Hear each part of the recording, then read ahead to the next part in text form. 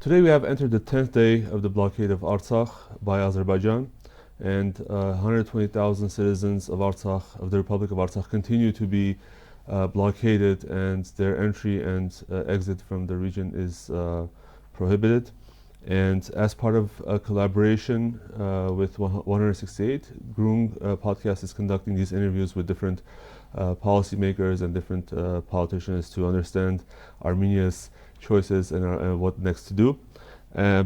Today our guest is Hayk Mamijanyan, member of parliament from the Pativ Unem, or I Have Honor Alliance, and also a member of the Republican Party of Armenia. Welcome, Hayk. Thank you for the invitation. Mr. Mamijanyan, so this is the 10th day now, and throughout this whole time, Armenian authorities are sort of pushing the responsibility of action on our allies, specifically on our northern ally. And in your opinion, do the Armenian authorities, besides sort of blaming this or that side, do they have an additional role here? And what is that role that they have, and what have they been doing that? Let's go step by step. Well, I do not understand the rhetorics when the citizen of Armenia is demanding anything from the international players, international community, or our allies, without addressing these issues and questions firstly to the government. Those guys are responsible for this, and if diplomacy would work, we wouldn't be here. So let's start from the point. First of all, did the Armenians, citizens of Republic of Armenia and citizens of Artsakh, had higher expectation from our ally? Maybe. But the only person in charge for this situation is the so-called Prime Minister, and let me express why. There can be problems between friends, between colleagues, between allies, between partners. Those problems, those issues had to be solved between those two entities. So I do not understand the reason why those issues had to be addressed publicly. Fortunately or unfortunately, our citizens can't see what I'm or my colleagues speaking to our partners, international ones. And those issues had to be addressed, but in a private meetings. I don't get how it's possible to speak with your strategic ally with announcements. That's what brought us here. So if the representatives of Armenian government, so-called representatives, have any issues to address, they have many channels to do that. The parliamentarian one, the Ministry of Foreign Affairs, or the head to state. Well, Pashinyan is not the head of state, but you got the idea. So if you start to speak with your strategic ally with announcement, with statements, this is where it gets us usually.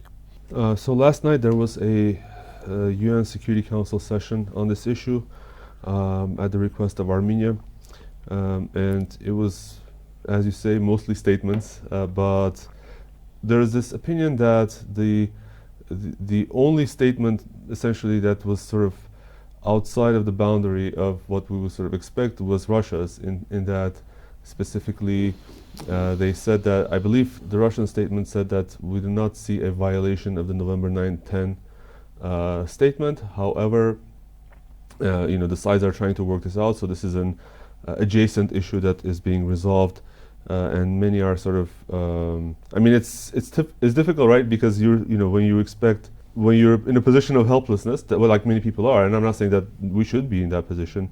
So what led us here? Why is specifically Russia trying to balance the situation? What are the factors that influenced its position yesterday or last night? Well, let me start with a bit of a history. many of our viewers should remember that during this year, in the beginning of this year, if I'm not mistaken, in the 20th numbers of February, there was signed an agreement between Russia and Azerbaijan. I'm not getting into details how it can impact the geopolitical situation in the region and so on and so on, so because it was spoken at that time for a very long time. But you see, those agreements are usually well prepared for months. Concretely, this agreement was being prepared a year ahead, if I'm not mistaken.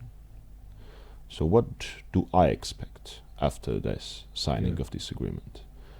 There is a scenario when the relations between Russia and Azerbaijan can bring, let's name it, more stability to the region.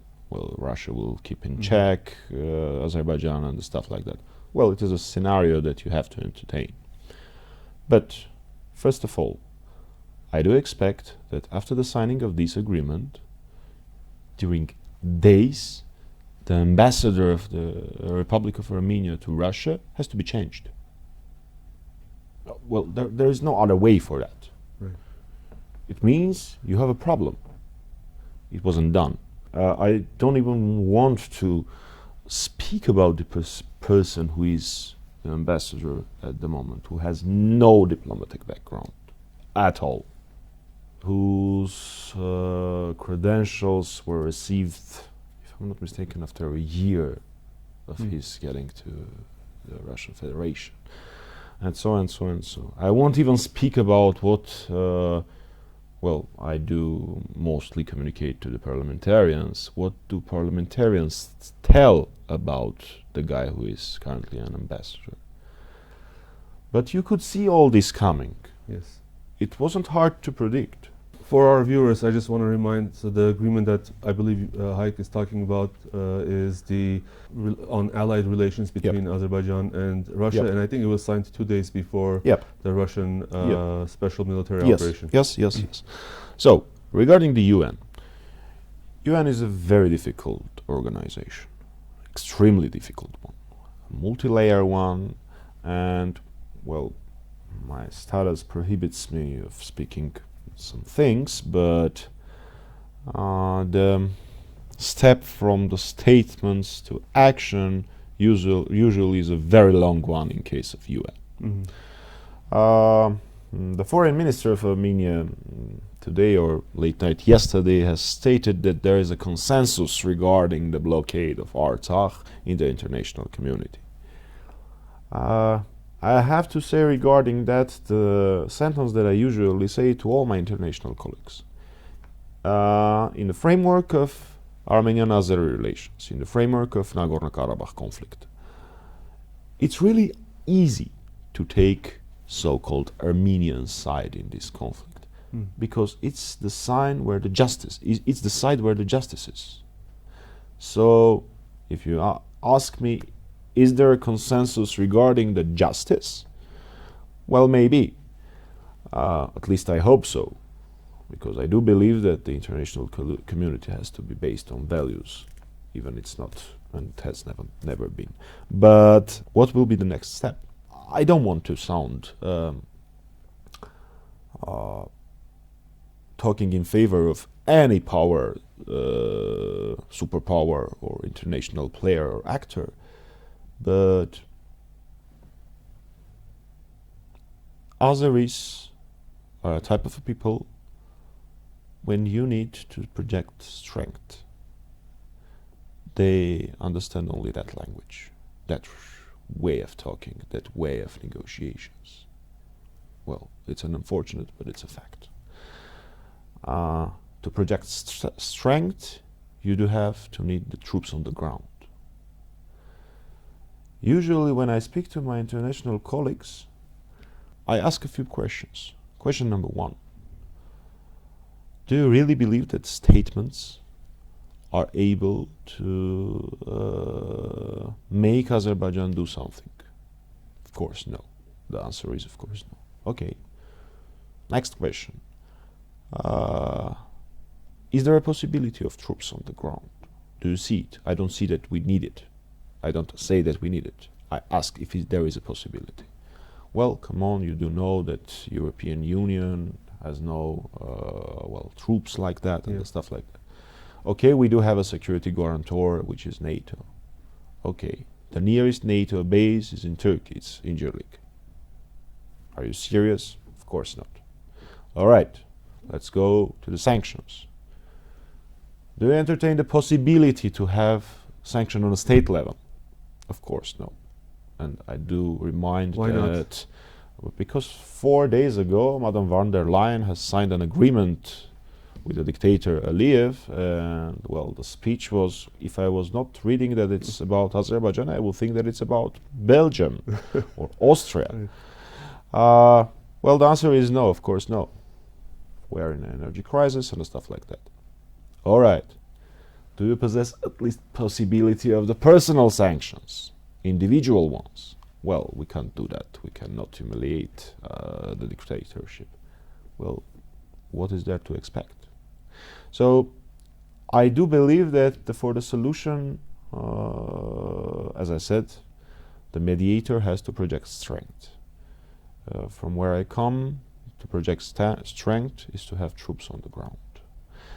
At least to have a flag on the ground, because we all understand that the number of troops is irrelevant. Right. The flag is relevant. So it turned out that I answered with a question to a question, but I do think that's some food for thinking for our viewers. So, I want to take this issue of statements a little bit, deeper, because if Armenia really did want to generate more sympathy internationally on these issues, if the statements of foreign leaders and foreign countries are important, then why isn't the Armenian government doing more internally?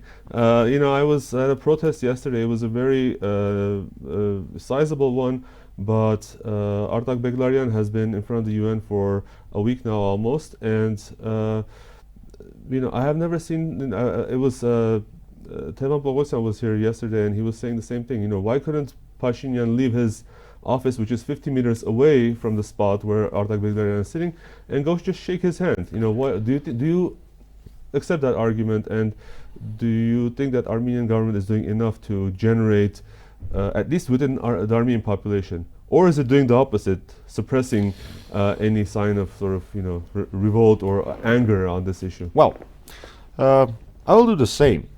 I will give the facts. I'll let the viewers to decide. The two oppositional factions, the Hayastan faction, Armenia faction, and the widower Pativ Unem faction, initiated snap hearing, the full hearing, plenary session of the parliament. Our aim was to have a joint statement of the Armenian parliament regarding the blockade. The statement was written by Hayastan faction, and we had our 6 or 7, I do not remember, amendments to it.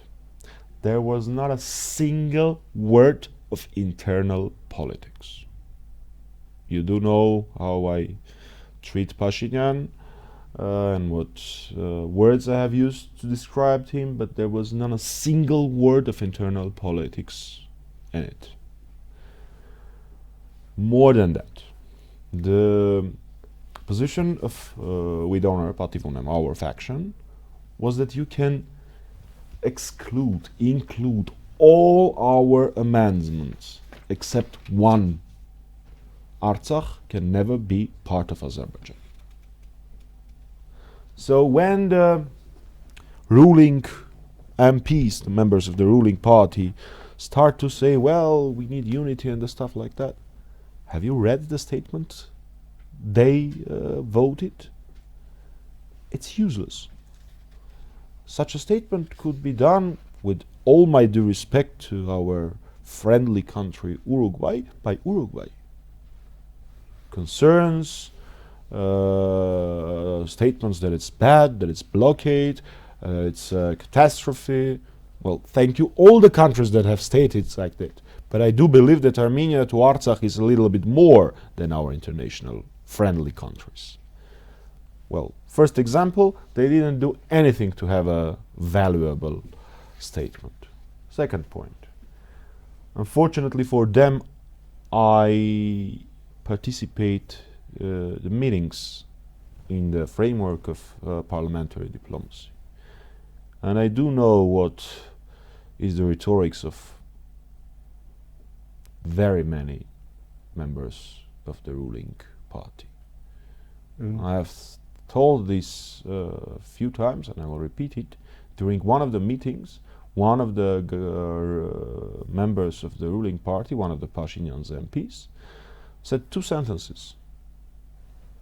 First one, Armenia and Azerbaijan has no problem with each other if Nagorno-Karabakh will be issue will be solved. And a second one, we do believe that it's possible and acceptable for our country for the all troops to leave Nagorno-Karabakh.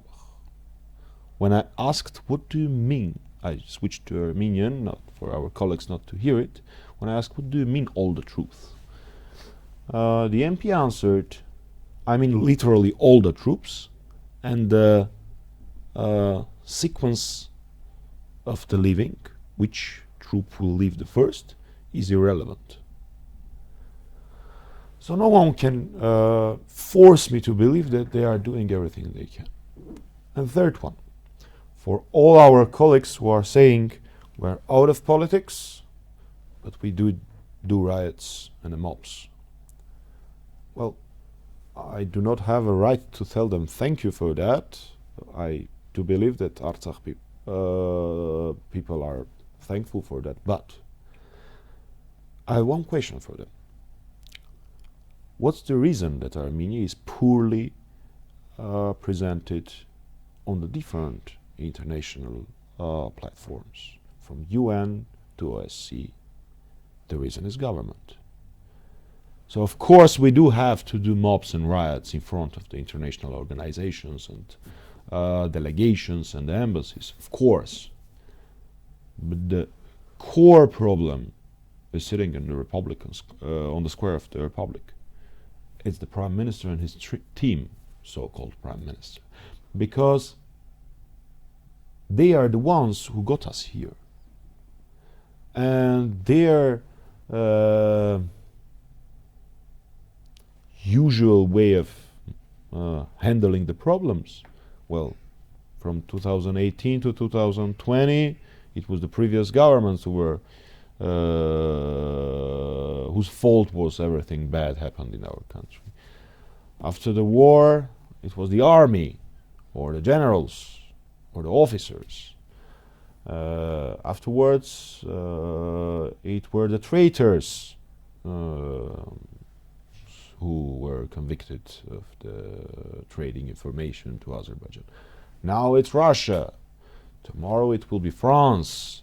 Afterwards it will be weather. One day it will be you. And in the end, he will say, I have nothing to do. You were the ones who didn't vote for Artsakh. Why there wasn't a 100,000 mob in the center of Yerevan? It means you don't want to protect Artsakh. This will be his rhetorics. So, for all my, well, I have personal relations with Artsakh, with Mr. Beglayan. With all due respect, I do not really understand those people who do not address their voices, at least to the government too. So, in fact, you alluded to the next question that I was going to ask, because last night there was a, as I said, there was a protest, and many times during the protest and even before, the organizers said that to not politicize the issue. You know, what do you think about that statement? And as I guess you're saying that the issue is political. It's related to the politics. It can't be yes. Not political. Again, once more, I do respect all those people. There are very famous artists among them, people who are respected in our country, and I do respect them as well. With some of them I have personal relations. But you know, there is an old saying from the World War II. Well, I won't cite it from point to point, but the logic was, when they come for the Jews, I didn't speak anything because I wasn't a Jew. When they come for the communists, I didn't speak because I was not a communist. When they came for me, there was no one to speak. Well, they can continue to say we're out of politics. But they cannot repeat that question to the Turk or to the Azeri who is going to attack them in Cascade or in the center of Yerevan or in Jermuk. Well, it doesn't. It makes no difference for me if they attack us on Jermuk, on Cascade, or on Artsakh. Right. So I don't understand why they do that. Politics is a dirty thing, and in Armenia it's dirtier than anywhere. But you know, it's not about politics. It's about the right to live.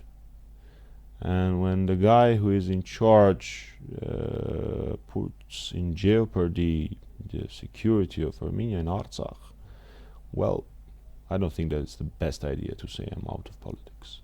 Last night I watched an interview with Ruben Vartanyan, the state minister of Artsakh, and it was very heart-wrenching because in that interview Mr. Vartanyan alluded to indifference from different segments of Armenian society, including the government of Armenia. The opposition was also mentioned, and even international organizations, because there seems to be sort of all throughout this apathy.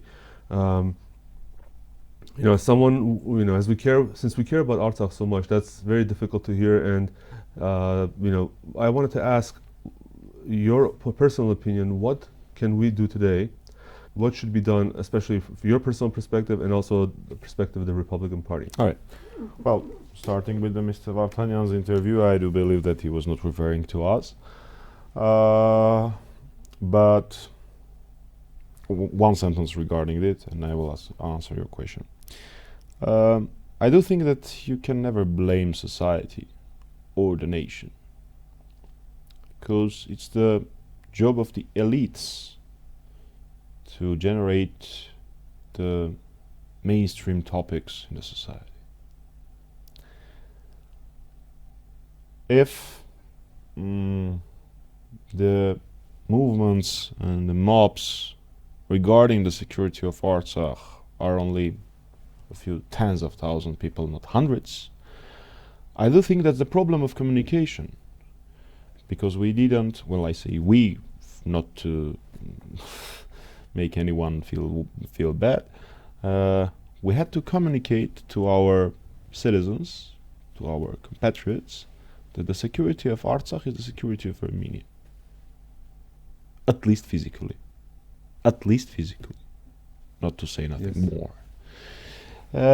So we have to explain that to our brothers and sisters.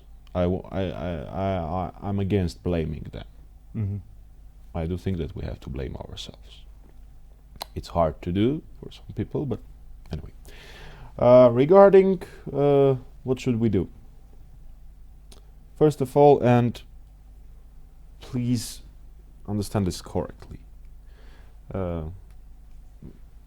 me as a member of Republican Party, I do have a small, I wouldn't say that a privilege, but the leader of my party, third president of Armenia, stated several times that he has no interest in holding a high position or a governmental position. So, as you can guess, it's not a fight for the power for us. I do believe that if the main negotiator will be changed, it will result many things. First of all, I don't care what Pashinyan and Mirzoyan and others state. It's obvious that Pashinyan made some verbal agreements. And now I don't give anything what he is binded, but the Republic of Armenia, unfortunately, is binded with those verbal agreements. So first of all, the change of the main negotiator will result at least nullification of those verbal agreements. Next point, I would say that Armenia has to get back of being predictable, in a good sense of this word, ally and a partner for the international community. Unfortunately, during the government of Pashinyan's regime, Armenia is extremely unpredictable. Extremely. Sometimes even for me. And when your partners, when your allies, when your friendly countries don't know what to predict, it's really hard for them to work with you. And Armenia as a state has to draw a red line. And I do believe that this red line is the one that was righted in our constitution, in effect. That, well, I will paraphrase it, that Artsakh can never be the part of Azerbaijan. When you state it as a red line, please make no mistakes. I don't say no negotiations. I do say that you firmly state that this is my red line. You see, when I was meeting in Brussels, me and Mr. Ashotyan, with our international colleagues, most of them, when we were speaking about so-called European, well, Western version of Armenian Azeri agreement, or however you call it, when we were asking, well, there is nothing about Artsakh in this agreement, it's unacceptable, there is nothing about self-determination of citizens of Artsakh, and so on and so on and so. The answer was horrible. We were negotiating about those things that your government presented. So, I can make a statement that Pashinyan's regime didn't make this one of the negotiation topics, at least on the so-called Western agreement level.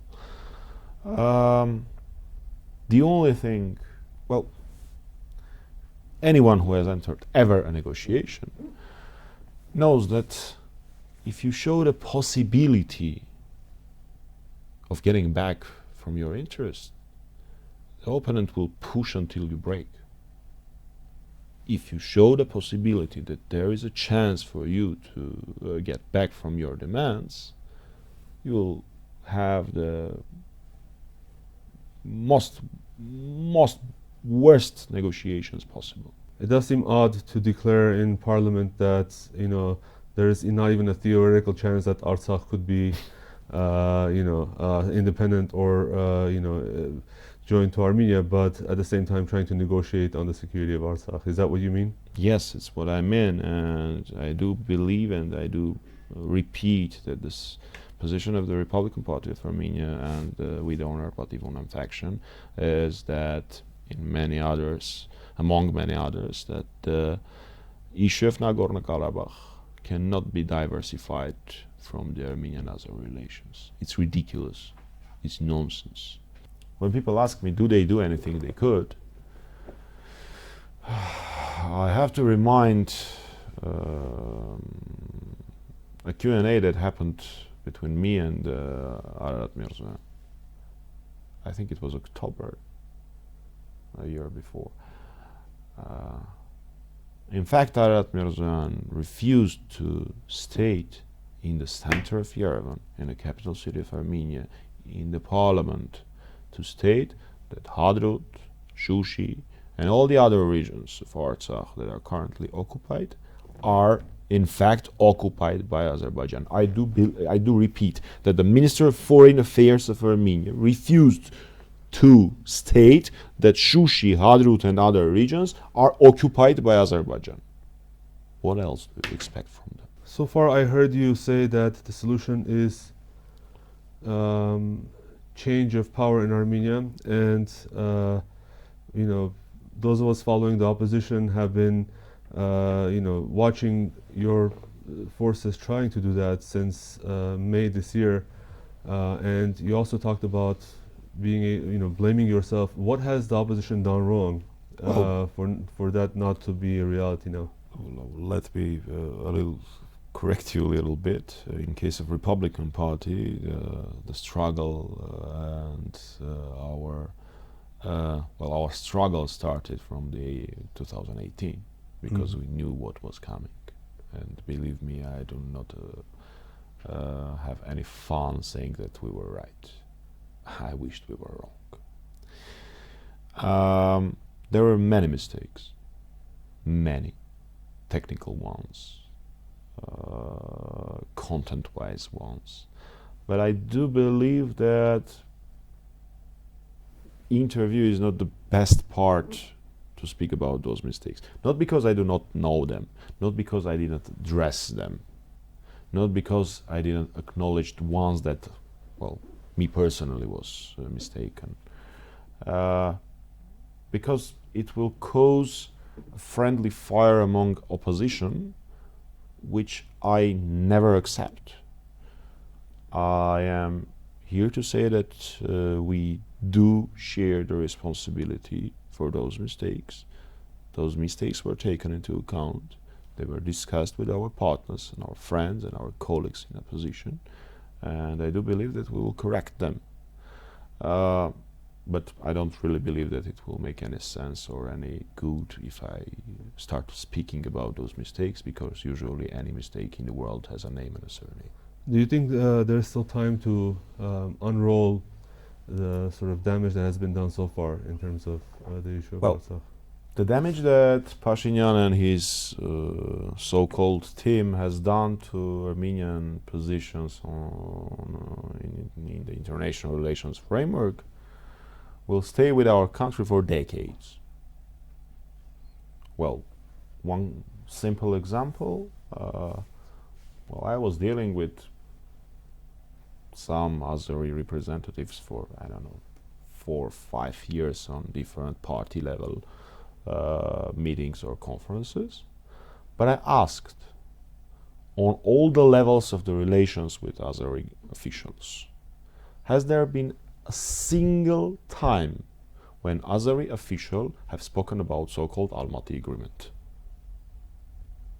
The answer was no.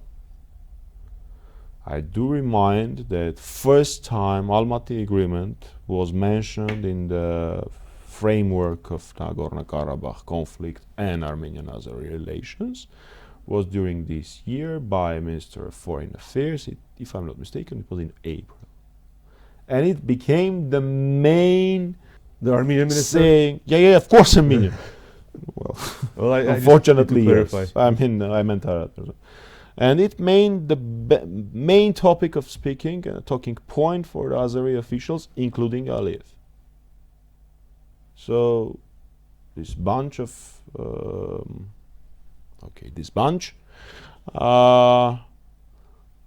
made that one more false accusation, false fact was brought to the negotiation process. Same will be with many different other things, with using the Turkish names of villages, with ridiculous statements that this or that village is not an Armenian one, and so on and so on and so on.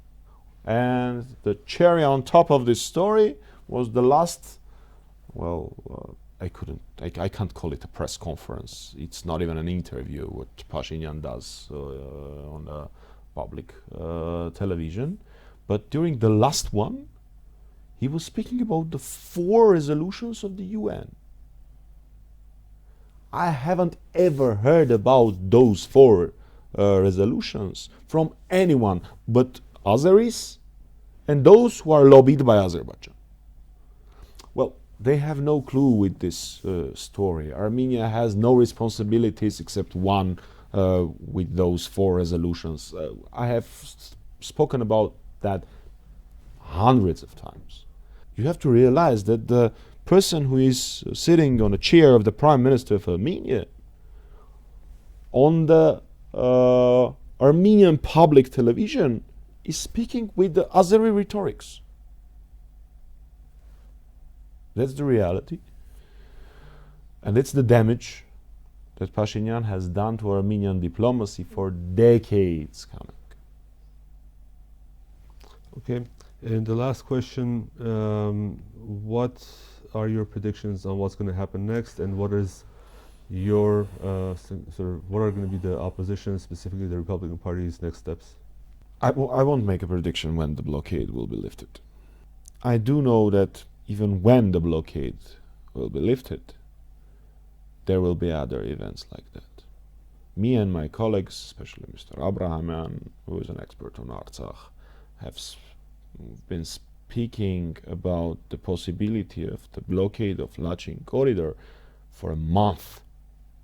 Well, to be honest, I wasn't expecting that it will be conducted this way, with the so-called eco-activists, but we were seeing it, and we were speaking about it. Unfortunately, I do believe that even when the blockade will be lifted, there will be some other events. Maybe 10 days ago, after that, maybe a month after that, but they will be more events like this. Maybe again the blockade of corridor, maybe some tensions on the borderline. But the upcoming times for Artsakh will be really hard, which makes them hard for Armenia. I do believe that. The only thing that I want to call on our friends in Artsakh, brothers and sisters, to stay firm, because I know that they are much more firm than we are. So there is no need to call on them. The only thing that I can say is that we are with them, and we will do anything to get the solution, the long-lasting one. And when I say we will do anything, I do mean that we will do anything to get the change of the main negotiator. But we will continue to do all the things that now, well, I don't want to call them routine, but the things that can be done now. I do mean the party diplomacy, I do mean the parliamentarian diplomacy, I do mean the usage of our international connections, our membership in international organizations, political ones, of course. Well, we will try to increase the pressure on Azerbaijan. It's the only thing that we can currently do. All right, thank you. Thank you. Our guest today was Hayk Mamijanyan, and I'm Hayk Mamijanyan. This is a collaboration between the Groong podcast and 168 Hours. For those of you who are new to Groong, please visit us at podcasts.groong.org, and also feel free to visit 168 AM for great analytical and political content. Thank you for listening.